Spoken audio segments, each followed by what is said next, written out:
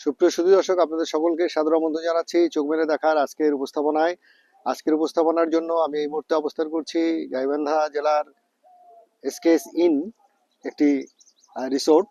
এই resort for recreation, এভাবে আমরা লক্ষ্য করছি আমার পিছনে যে শিল্পকর্মটি রয়েছে, সেই শিল্পকর্মটি টেরাকোটা।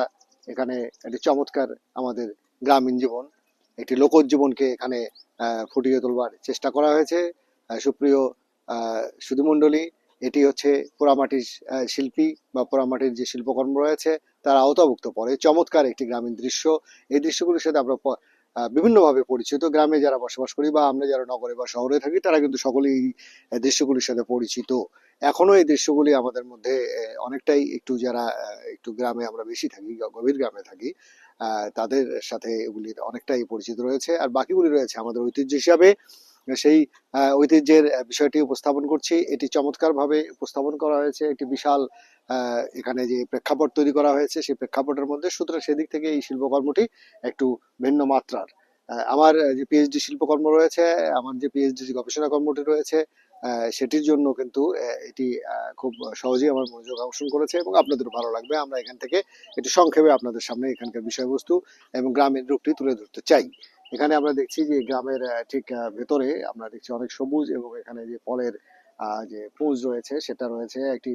আমরা দেখছি যে খড় ছাওয়া একটি এখানে ছোট্ট ঘর রয়েছে। এই উপরে একদম আপনারা আমার হাতের বাম দিকে দেখতে পারবেন, এবং তার পাশে নারকেল গাছ রয়েছে। এটি চিরাচরিত আমাদের গ্রামীণ বাংলার একটি বাড়ি বা তার আঙ্গিনার একটি পরিবেশ।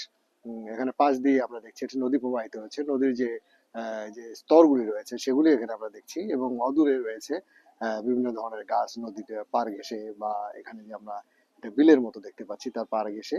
এখানে আমরা দেখছি যে গরুর গাড়ি রয়েছে, সেখানে গরুর গাড়িতে যে মাল পরিবহন করা হচ্ছে, সেটির যে পোশাক, সেগুলির যে আহ, গাড়ি, সেগুলি কিন্তু আসলে আমাদের ঐতিহ্য, এবং সেগুলি এখন অনেকটাই বিলুপ্ত হয়ে গিয়েছে আমাদের প্রযুক্তি চালিত বিভিন্ন পরিবহনের কারণে। তবে সেগুলি আমাদের ঐতিহ্য এবং আমাদের মনকে আন্দোলিত করে। আমরা দেখছি পাশেই একটি পরিবার, দুজন নারী গরুর গাড়িতে কোথাও যাচ্ছেন। এরকম দৃশ্য সাধারণত আমরা অপেক্ষা করি হয় শ্বশুরবাড়ি যাওয়ার পথে, অথবা নিজের বাবার বাড়িতে যাওয়ার পথে। এই ধরনের গরুর গাড়ি একসময় ব্যবহার করা হতো, মানে সই দেয়া গরুর গাড়ি। সেগুলি খুবই চমৎকার। সেই স্মৃতি আমরা আপনাদের যাদের কাছে রয়েছে তাদের আপনাদের ভালো লাগবে। এবং উপরেই রয়েছে তাল গাছ। তাল গাছের একটি এখানে ঝোপ রয়েছে, প্রায় বলা চলে যে একগুচ্ছ তাল গাছ এখানে রয়েছে, খুব চমৎকার। নিচে আমরা দেখছি এখানে একটি মানে হরিণের চারণভূমি। সেখানে এই হরিণের চারণভূমি একটু কোনো জঙ্গলের বা কোনো অরণ্যের ঠিক একটু গভীরে যেভাবে মুক্তভাবে চলাফেরা করে, ছুটোছুটি করে, নির্ভয়ে চলাফেরা করে, সেই রকম একটি আমরা অবস্থা এখানে দেখতে পাচ্ছি। এই পাশেই আমরা শিল্পকর্মটি অনেক বিশাল। এটি আমরা যদি খুব সূক্ষ্মভাবে শৈল্পিকভাবে বিশ্লেষণ করি, তাহলে কিন্তু আমরা একটা কল্পনার জগতে চলে যাব। আমাদের ঐতিহ্য গ্রামের জীবন নিয়ে আমরা আমাদের মনোজগতের মধ্যে একটি আন্দোলন বা একটি স্পন্দন সৃষ্টি হবে। সুপ্রিয় সুধী দর্শক, এখানে দেখছি আমরা দুটি গরু রয়েছে। গরুর ঠিক ওপারে রয়েছে আমরা দেখছি যে এরকম গরুকে খাওয়ানোর জন্য যে চারি রয়েছে, সেই চারি একজন নারী আমি দেখছি যে এখানে কুলাই করে বা এখানে চালুনিতে করে এখানে খাবার রেডি প্রস্তুত করছে। এই গরু বাঁধা রয়েছে, একটি বাছুর রয়েছে সাথে। একটি চমৎকার একটি পরিবেশ তৈরি হয়েছে। এখানে আমরা দেখছি যে ধানের আটি রয়েছে, ধান কেটে এখানে রাখা হয়েছে, এবং তার পাশেই গরুর খাবারের জন্য আমরা পুঁজ দেখছি, খড়ের পুঁজ রয়েছে গম্বুজ আকৃতির। ওপারে রয়েছে একটি ছাউনি দেওয়া, খড়ের ছাউনি দেওয়া। খড়টি খুব স্পষ্ট। শিল্পীর এখানে একটি সূক্ষ্ম এখানে ভূমিকা রয়েছে, সূক্ষ্ম একটা তার সৃষ্টি, সেই হিসাবে আমাদের কাছে প্রতিভাত হয়। আমরা দেখছি এটি খেজুর গাছ। খেজুর গাছের যে থাকগুলি রয়েছে সেগুলি দিয়ে আস্তে আস্তে যারা রস আরোহণ করেন, তারা কিন্তু এখান থেকে আস্তে আস্তে উপরে উঠে যান, এবং খেজুর গাছের শীতকালীন যে রস, মিষ্টি রস, খেজুরের রস, এবং সেখান থেকে গুড় তৈরি হয়, খুবই চমৎকার। সেটিও এখানে অঙ্কন করা হয়েছে বা উৎকীর্ণ করা হয়েছে, পোর্ট্রেট করা হয়েছে। আমরা দেখছি এখানে আহ, রয়েছে নারকেল গাছ। নারকেল গাছটি একেবারে চমৎকার কিছু না, এখানে আমরা ডাব দেখতে পাচ্ছি। তার পাশে রয়েছে একটি বড় তাল গাছ, সেটি চমৎকার। তারপরে এখানে রয়েছে একটি ঘর, গ্রামীণ একেবারে ঐতিহ্যবাহী একটি ঘর। এখানে ছোট্ট জানালা রয়েছে, দরজা রয়েছে, এবং আমরা দেখছি যে ঠিক এই খড়ের যে চাল সেগুলি কিন্তু স্তর করা হয়েছে স্তরে স্তরে। এটি একটি এক ধরনের শৈল্পিক কর্ম।